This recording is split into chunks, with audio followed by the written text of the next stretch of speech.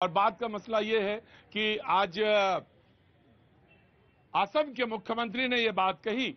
उन्होंने कहा कि ये यूनिफॉर्म सिविल कोड आएगा तो मुसलमान जो 3-3, 4-4 शादी कर रहे हैं या 4 शादी कर रहे हैं, वो शादियों पे पाबंदी हो जाएगी। मैं जानना चाहता हूं, हाँ ऑफकोर्स मैं राहुल जी आपके पास आ रहा हूं, आखिर सिर्फ इसीलिए यूनिफॉर्म सिविल कोड, या वास्तव में कहीं जो हमने इस बात के लिए राज्यों को कहा था, सपना देखा था कि समान नागरिक संहिता, जिसका एक ब्रॉडर कॉन्सेप्ट है, उस पर बात होगी।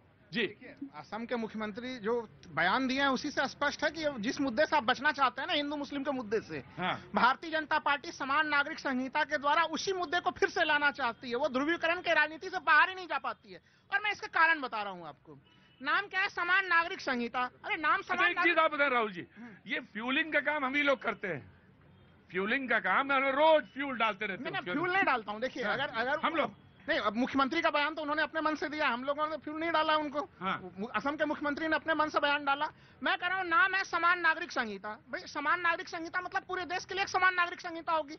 लेकिन यहाँ पे उत्तराखंड के मुख्यमंत्री कहेंगे हम अपना बना रहे हैं, हिमाचल प्रदेश के मुख्यमंत्री कहेंगे हम अपना बना रहे हैं, उत्तर प्रदेश के मुख्यमंत्री, अरे ये सेंट्रल लिस्ट की संघीय सूची का विषय वस्तु है। ये केंद्र सरकार को अगर बहुत शौक है तो बनाए वो, लेकिन उनको बनाना नहीं है। इस पूरे मामले को केवल एक पोलराइजेशन पॉलिटिक्स के लिए यूज करना है। लेकिन राहुल जी एक बात बताएं, बीजेपी के पुराने एजेंडे में शामिल है ये, और वो बहुत सीरियस है इस मामले में। पुराने एजेंडे में शामिल है, ये बताइए 2014 से सत्ता में आई है, केंद्र सरकार ने कितनी इसके लिए कमेटियां बनाई है, क्या काम किया आज तक मैं आया, मैं ऑफकोर्स आया, मैं तैयार है ना सवाल आप लोगों का, मैं आया आपके पास। जी देखिए प्रतीक जी, ऐसा है कि ये समान नागरिक संहिता का मुद्दा अभी का मुद्दा नहीं है जी। 1948 में जब कॉन्स्टिट्यूशनल असेंबली में डिबेट चल रही थी तो बाबा साहब अम्बेडकर जी, यहाँ तक कि सरदार पटेल जी और नेहरू जी ने भी एक बार सहमति जताई थी कि इस पर होना चाहिए, लेकिन वो वोट बैंक की राजनीति के बलि चढ़ गया।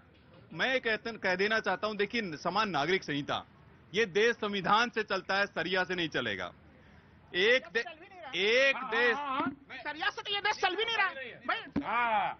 मैं यही कह रहा हूँ, जब भी नहीं देखिए, जब बुलडोजर चलेगा यहाँ पत्थरबाजों के ऊपर तो इनको सर्वोच्च ना, नहीं मैं बता रहा हूँ, एकदम सही बोल रहा हूँ।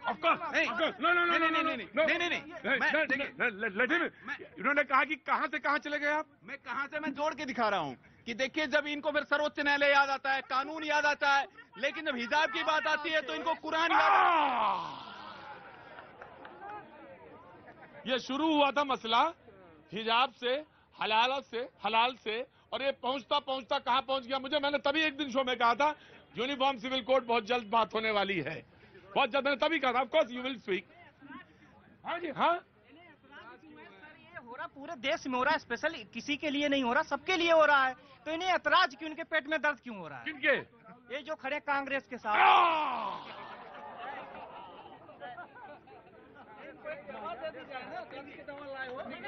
अवधेश जी देखिए, आप पत्रकार हैं, आपको स्वतंत्र भूमिका रहनी चाहिए। जी ना, मैं आ रहा हूँ संजीव, तुम्हारे बिल्कुल तर्क पे जाऊंगा मैं। मामला एक तरफा देखिए, ये जो इस देश के जो सूडो सेकुलर गैंग है वो कहते हैं कि धर्मनिरपेक्ष राष्ट्र है। जब इस कानून को लेके आ रहे हैं तो ये भी तो सेकुलर है, भाई सबको समान अधिकार है, ये सेकुलर है, धर्मनिरपेक्षता की बात कर रहे हैं। लेकिन गोवा के समान नागरिक संहिता पे आप बात नहीं करेंगे, वहां के पॉइंट्स पे बात नहीं करेंगे। वहां भी तो शादी में कुछ अख्तियार दिए हिंदुओं को।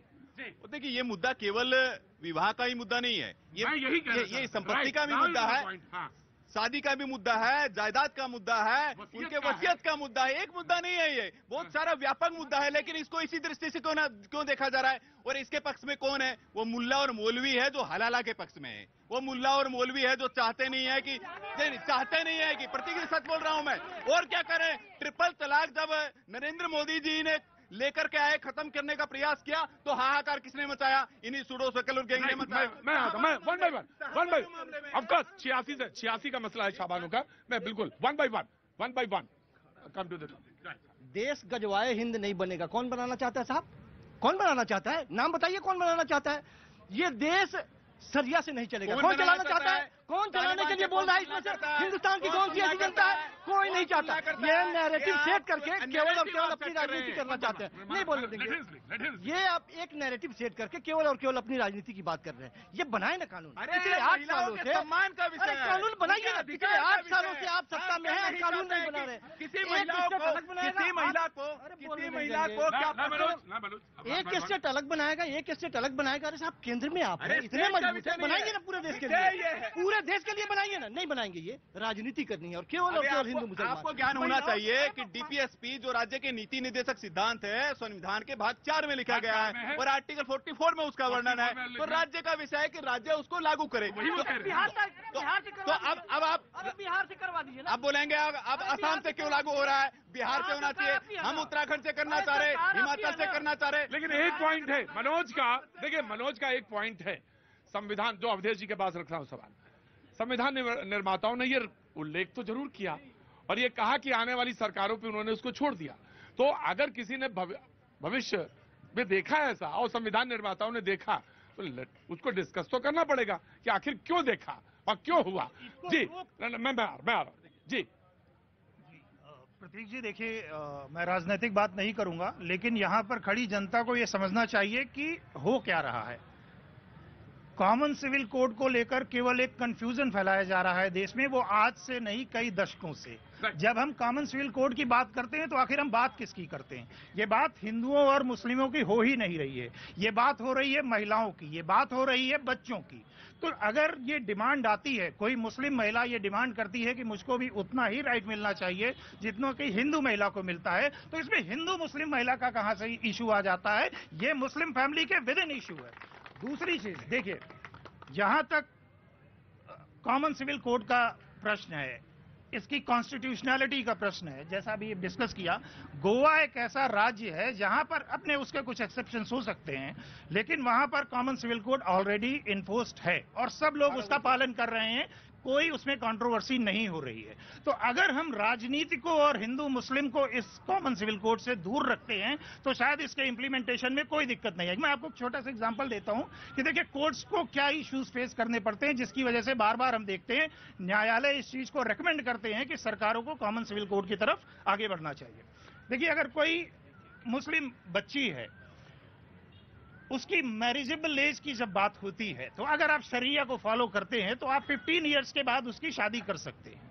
लेकिन साइमल्टेनियसली हमारे देश में एक कानून लागू है जो कि प्रोटेक्शन ऑफ चाइल्ड मैरिजेस की बात करता है। उसका कहना यह है कि अगर आपने 18 साल से पहले किसी की नाबालिग की शादी की तो आपको जेल हो सकती है। जब कोर्ट के सामने इस तरीके के मुद्दे जाते हैं तो एक तरफ ये रखा जाता है कि हमारा राइट ये है कि हम अपने पर्सनल लॉस के अकॉर्डिंगली 15 साल के बच्चे की शादी कर सकते हैं। अब वो कहते हैं नहीं, अब वो ये कहते हैं कि अब कहां शादी हो रही है 15 साल में।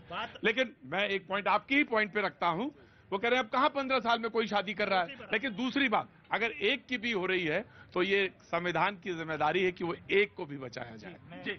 मैं इसी चीज पर आ रहा हूं। देखिए, लेकिन तरीका ये है कि इसका इंप्लीमेंटेशन कैसे होगा, इसकी मांग किन पक्षों की तरफ से? क्या हिंदू सब तैयार होंगे? देखिए, मैं यही कह रहा हूं, असल में दिक्कत ये हो रही है कि यहाँ पर जो मांग आ रही है, जो लोग इसके पीछे खड़े हुए हैं, वो ऐसा प्रतीत होता है कि केवल हिंदूवादी संगठन खड़े हुए हैं, जिसकी वजह से एक नैरेटिव सेट हो रहा है कि ये हिंदू वर्सेस मुस्लिम है। राइट, मैं आया जी, मैं आया। उन्होंने जो तथ्य बोले, देखिए, मैं उसमें खाली एक चीज जोड़ूंगा कि आखिर सरकार को करना है तो उसकी गंभीरता हमें क्या दिख रही है। उसकी गंभीरता को देखेंगे 2018 में।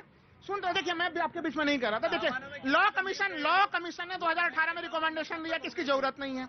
अभी जनवरी में किरण, सुन तो लीजिए, रिकमेंडेशन है भैया, उसकी जरूरत। अब आप कोई रिकमेंडेशन नहीं, कोई ऐसा है आपको अगले दिन कागज नहीं, कोई कागज ऐसा नहीं, लाइन पूरा कर दूं भाई। सुन तो लीजिए ना, ऐसे में डिबेट नहीं, मैं गलत में नहीं बोल रहा हूँ, एकदम तथ्यात्मक सही बोल रहा हूँ। किरण रिजिजू जी ने जनवरी 2000 नहीं, सुन तो लीजिए, किरण रिजिजू जी ने जनवरी 2022 में क्या स्टेटमेंट दिया? अभी उन्होंने, देखिए, सरकार के स्टैंड ही लगातार बदल रहे हैं। किरण रिजिजू ने स्पष्ट कर दिया कि मामला सब ड्यूटी से, वो कभी तो ये चीज कर रहे हैं, बिल्कुल तथ्य मालूम है हमें। और सर नहीं, सुन लीजिए, और अलग अलग देखिए, मैं फिर से उसी मुद्दे पे कायम हूँ। आपको करना है तो आपकी गंभीरता क्या है? अलग पहले देखिए ऐसा